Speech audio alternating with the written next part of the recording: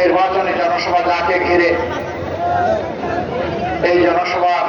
সম্মানিত সভাপতি 11 দলীয় নির্বাচনী ঐক্যের পক্ষ থেকে ঐক্যবদ্ধ বাংলাদেশ করার অন্যতম রূপকার আপনাদের